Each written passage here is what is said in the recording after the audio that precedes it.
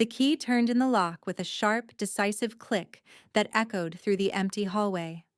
Alex Rodriguez stood frozen, the weight of the rejection pressing against his chest like a physical force. Behind him, the moving truck hummed softly, a stark reminder of how quickly everything could change. 3 days earlier, the call had come.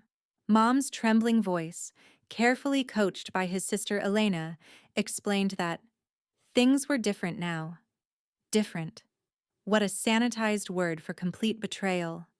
The family home, a sprawling Spanish-style house in the suburbs of San Diego, had been more than just property.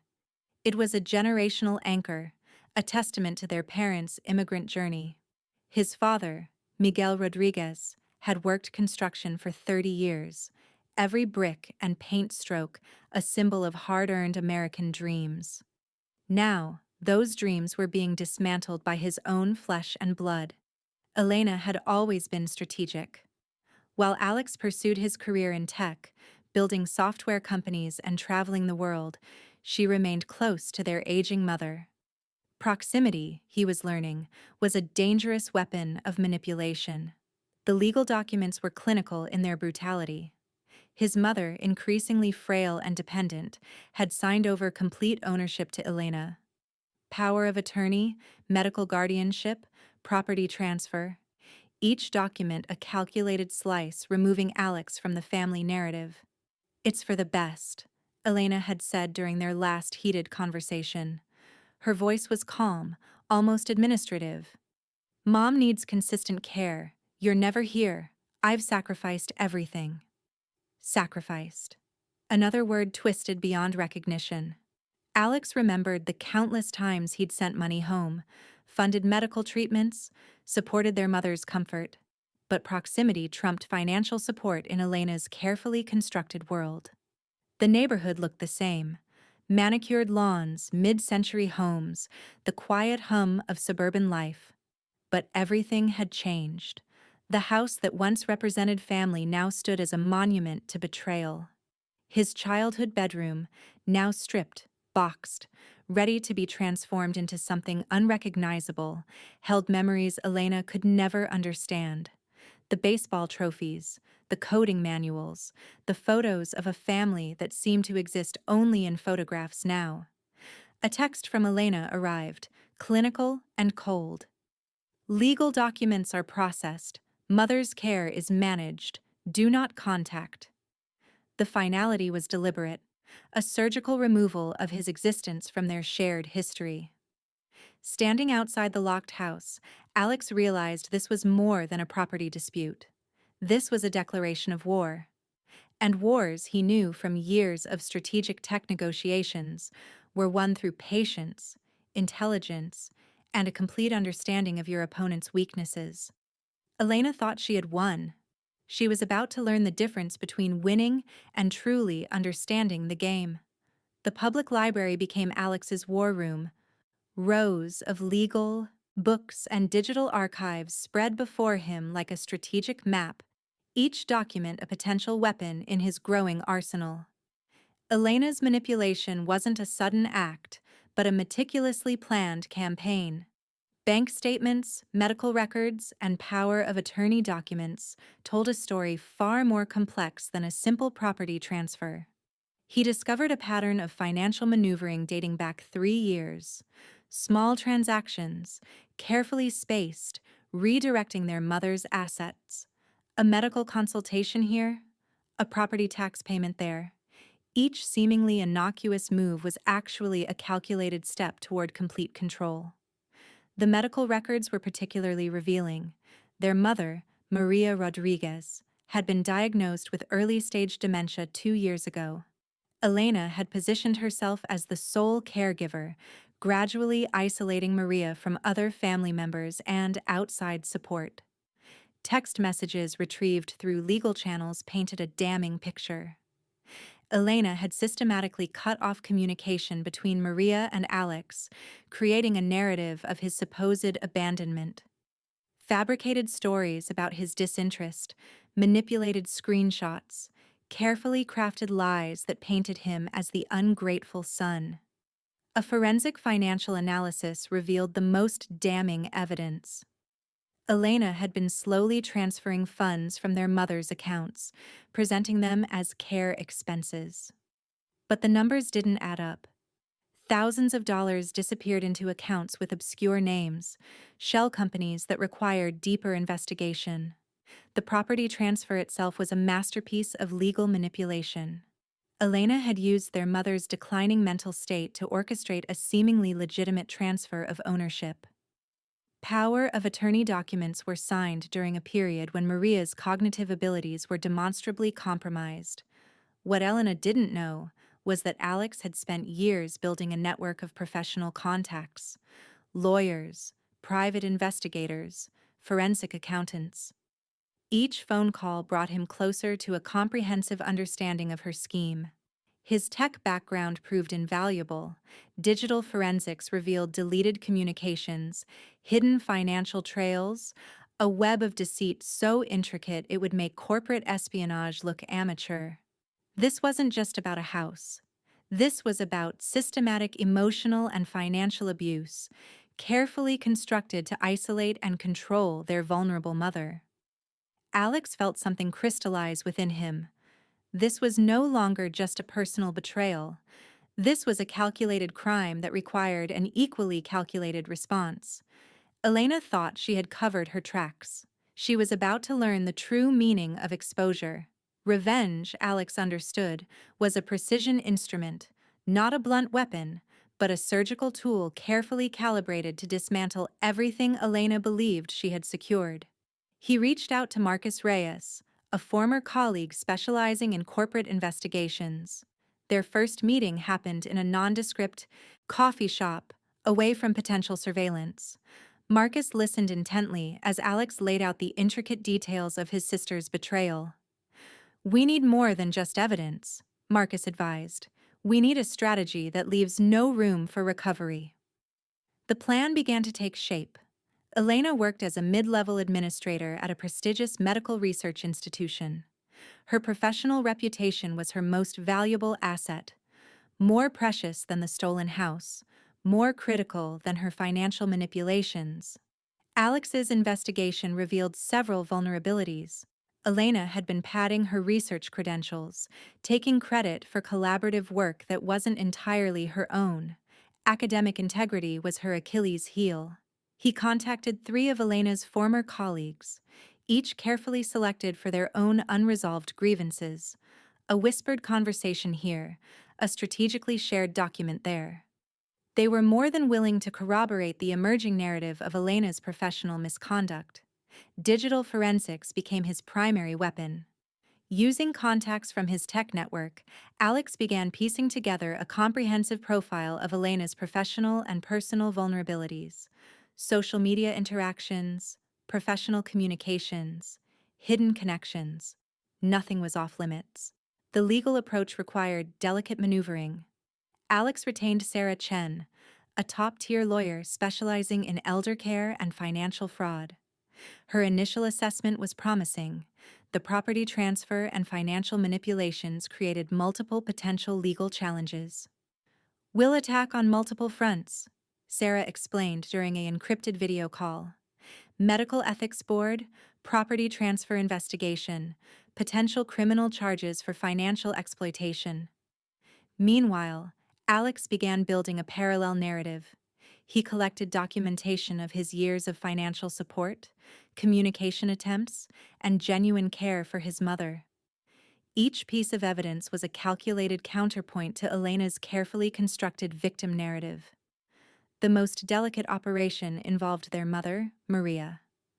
Alex arranged for an independent medical evaluation, ensuring her current mental state was thoroughly documented. The goal wasn't to harm her, but to expose the true extent of Elena's manipulation. Personal contacts became strategic assets: a cousin working in local media, a former colleague at a regulatory agency, professional connections that could amplify the eventual exposure. "This isn't about destruction," Alex told Marcus during their final planning session. "This is about accountability." Elena believed she had won. She was about to learn the difference between winning and truly understanding the consequences of betrayal. The pieces were now in place. The first move was about to be made. The first tremors of Alex's plan began subtly. An anonymous email to Elena's research institution hinted at potential academic misconduct. Nothing direct, nothing traceable, just enough to create a sense of unease. Elena noticed something was wrong during a routine departmental meeting. Colleagues exchanged strange glances. Her project lead requested an impromptu review of her recent research documentation. The clinical politeness masked something deeper: suspicion. Within weeks, the pressure began to mount. A former collaborator, one of the contacts Alex had strategically approached, submitted a formal complaint about shared research credits. The Academic Integrity Committee launched a preliminary investigation. Elena's professional facade started to crack. She became increasingly paranoid, her carefully constructed professional image developing hairline fractures. Late-night phone calls to colleagues, desperate attempts to manage the narrative, became more frequent. The financial investigation ran parallel to the academic pressure. Sarah Chen's legal team methodically built a case challenging the property transfer. Each document request, each formal inquiry created additional stress. Bank records were subpoenaed. The trail of financial manipulations began to emerge. Maria Rodriguez became an unexpected wild card. During a routine medical evaluation, arranged through Alex's careful planning, she began to speak more freely. Moments of clarity revealed subtle inconsistencies in Elena's caregiving narrative. Medical professionals started asking questions Elena couldn't easily answer. A local investigative journalist, another strategic contact, began making discreet inquiries. Not a full exposé, but carefully placed questions that suggested something was fundamentally wrong with the family's dynamics. Elena's professional network started to fracture. Invitations to collaborative projects dried up. Conference presentations she'd been scheduled to give were mysteriously canceled. The academic community, typically insular, began to distance itself. Her personal life wasn't spared either. Social media algorithms began pushing targeted content, subtle reminders of her questionable actions. Old friends reached out with carefully worded messages that felt more like veiled accusations than genuine concern. The breaking point came during a critical research funding review. Elena's primary grant was put under microscopic examination. Her meticulously maintained professional reputation began to unravel like a cheap sweater, one thread at a time. "This isn't possible," she muttered to herself, staring at yet another communication challenging her professional integrity. The walls were closing in, and she couldn't identify the source. Alex watched from a distance, a ghost in the machine of her collapsing world. Each move calculated, each action designed to create maximum psychological pressure without even direct consequence. The house, the original point of contention, now seemed almost insignificant compared to the systematic deconstruction of Elena's entire life. Revenge, Alex was learning, was a dish best served with surgical precision. Elena was about to discover that some wars are won before the first shot is fired. The annual healthcare conference became the stage for Alex's ultimate confrontation. Elena, presenting a keynote on ethical care management, stood confidently at the podium, unaware of the storm about to break. Marcus had orchestrated the moment with surgical precision. As Elena concluded her presentation, a series of events unfolded like a perfectly timed mechanism. First, digital screens around the conference hall flickered. A meticulously compiled presentation began to play, projected simultaneously on every display. Financial records, medical documents, email chains, and forensic evidence painted a devastating portrait of Elena's familial betrayal. Attendees watched, transfixed, as the story unfolded. Screenshots of Elena's manipulative communications with medical providers, financial institutions, and family members created a damning narrative. Each slide was a calculated blow, removing any possibility of denial. The conference hall transformed into a crucible of professional and personal reckoning. Elena's colleagues watched in stunned silence as her carefully constructed professional persona crumbled in real time. Maria Rodriguez, a voiceover narration began, was not just a mother. She was a victim of systematic emotional and financial abuse by her own daughter. Bank transfers appeared, showing how Elena had systematically drained their mother's accounts. Medical records demonstrated her mother's compromised mental state during critical legal transactions. Professional communications revealed a pattern of manipulation that extended beyond family into her professional network. Elena's initial composure began to crack. Her hands trembled, microphone slipping slightly as she attempted to interrupt the presentation. Security approached, but she was trapped, both physically and metaphorically. Sandra Kleinman, seated strategically in the audience, began distributing legal documents. Copies of formal complaints to medical boards, financial regulatory bodies, and law enforcement circulated through the conference hall. The most devastating moment came when a video played. Their mother, in a lucid moment, describing her confusion and fear. Recorded months earlier, it was a heart-wrenching testament to Elena's manipulation. Corporate representatives from Elena's firm sat stone-faced. This was more than a personal scandal. It was a professional nightmare that threatened the entire organization's reputation. "This isn't just about a house," Alex's voice emerged through the audio system. "This is about the systematic exploitation of a vulnerable elderly woman by her own daughter." Elena's professional world collapsed around her. Colleagues avoided eye contact. Conference organizers huddled in emergency meetings. Her keynote badge seemed to burn with increasing intensity. In that moment, Alex felt no triumph, only a profound sense of justice restored. The house was secondary. The exposure of truth was the real victory. As Elena was quietly escorted from the stage, the conference hall buzzed with a mixture of shock, sympathy, and professional judgment. Her career, her reputation, her carefully constructed identity, all lay in ruins. The Rodriguez family's darkest chapter was being rewritten, not through violence, but through irrefutable truth. The weeks following the conference were a tsunami of consequences. Elena's marketing firm terminated her employment immediately. Professional licensing boards launched comprehensive investigations into her conduct. The legal repercussions mounted: criminal charges for elder financial abuse, civil lawsuits from multiple directions, a complete professional and personal dismantling. Their mother, Maria, was transferred to a specialized care facility, fully funded by the assets Elena had illegally appropriated. For the first time in years, she seemed lighter, free from the suffocating control that had defined her recent existence.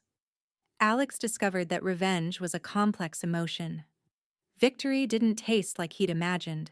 It was nuanced, bittersweet, a restoration rather than a celebration. Sandra Kleinman's legal team worked tirelessly. The property transfer was nullified. The family home, their father's legacy, would be preserved, potentially to be sold, and the proceeds used for Maria's comprehensive care. Each legal document was a step toward healing, not punishment. Unexpectedly, the process brought closure to long-festering family wounds. Extended family members, previously alienated by Elena's manipulations, reached out to Alex. Cousins, aunts, distant relatives who had been systematically isolated began to reconnect. Maria's lucid moments became more frequent. Therapy and proper medical care revealed the depth of psychological manipulation she had endured. She began to understand the extent of Elena's betrayal, finding strength in her son's unwavering commitment to truth. "I'm sorry," she told Alex during one particularly emotional session. "I didn't see what was happening." Alex's response was gentle. "We heal together, Mom. That's what matters now." The tech community, his professional network, responded with unexpected solidarity. Many reached out, sharing stories of family complexities, offering support that transcended professional boundaries. Marcus Reyes became more than just a professional contact. He became a trusted friend, someone who understood the delicate balance between justice and personal healing. As months passed, Alex realized the true nature of his journey. This wasn't about revenge. It was about restoration, of dignity, of family integrity, of truth. Elena disappeared from public view. No dramatic confrontations, no public meltdowns, just a complete professional and social erasure. The consequences of her actions became a silent, persistent judgment. The Rodriguez family's story became a cautionary tale in elder care. Circles, presentations, legal seminars, and professional workshops began referencing their case as an example of systemic familial abuse and the importance of protecting vulnerable family members. Alex continued his tech career, but something had fundamentally changed. His definition of success now included emotional integrity, family protection, and the understanding that true power lies not in destruction, but in compassionate restoration. Justice, he learned, was never about winning. It was about healing,